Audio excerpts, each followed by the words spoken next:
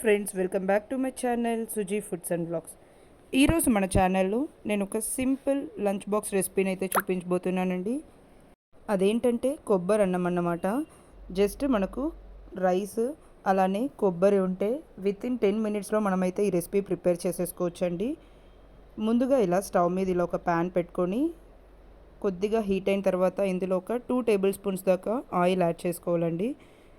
ఇందులోనే ఒక పావు టీ స్పూన్ దాకా ఆవాలు, జీలకర్ర, అలానే ఒక హాఫ్ టీ స్పూన్ శనగపప్పు కూడా యాడ్ చేసుకొని బాగా ఫ్రై చేసుకోవాలి. ఇందులోనే ఒక 1 టేబుల్ స్పూన్ దాకా జీడిపప్పునైతే యాడ్ చేసుకుంటున్నానండి.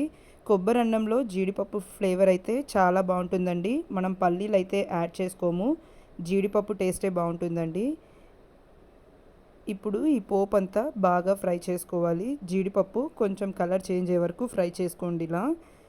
ఇందులోనే ఇప్పుడు మనము కొద్దిగా కరివేపాకు, అలానే కారంకి తగ్గట్టుగా ఒక 4 పచ్చిమిర్చి సన్నగా కట్ చేసుకున్నవి, అలానే 2 ఎండుమిరపకాయలని కూడా కట్ చేసుకొని యాడ్ చేసుకొని బాగా ఫ్రై చేసుకోవాలి.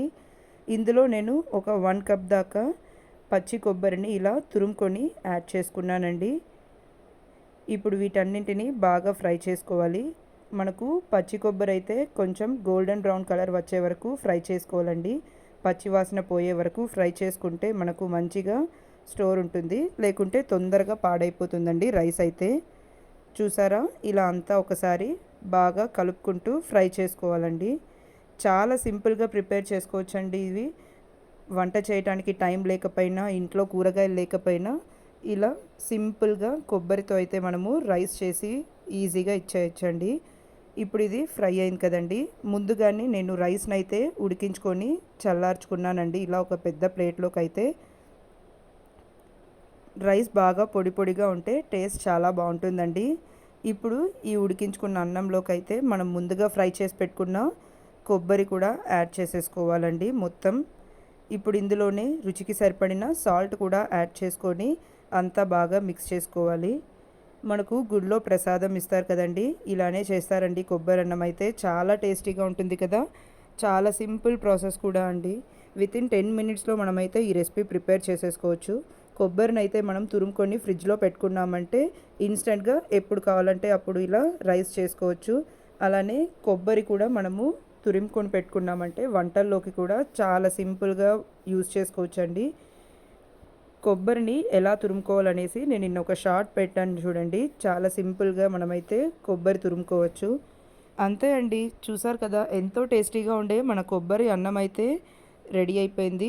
చాలా టేస్టీగా ఉంటుందండి. చాలా సింపుల్ ప్రాసెస్. నచ్చితే లైక్ చేయండి, షేర్ చేయండి, అలానే సబ్స్క్రైబ్ చేసుకొని సపోర్ట్ చేయండి. మన ఛానల్లో ఇలాంటి సింపుల్ లంచ్ బాక్స్ రెసిపీస్ అయితే చాలా ఉన్నాయండి. ఇంట్రెస్ట్ ఉన్న వాళ్ళైతే ఛానల్ని విజిట్ చేసి నచ్చితే లైక్ చేయండి, ఛానల్ని సబ్స్క్రైబ్ చేసుకొని పక్కనే ఉన్న బెల్ ఐకాన్ అయితే క్లిక్ చేయండి. ఇలాంటి మరెన్నో వీడియోస్ కోసం అయితే ఛానల్ని సబ్స్క్రైబ్ చేసుకొని సపోర్ట్ చేయండి. ఈ కొబ్బరి అన్నం అయితే చాలా కమ్మగా చాలా బాగుంటుందండి టేస్ట్. మీరు కూడా ఒకసారి ట్రై చేయండి. ట్రై చేసి మీకు ఎలా కుదిరిందో కామెంట్ బాక్స్లో నాతో షేర్ చేసుకోండి. Thanks for watching. మళ్ళీ ఒక ఇంట్రెస్టింగ్ వీడియోతో మీ ముందుకు వస్తానండి. Please like, share and subscribe to my channel.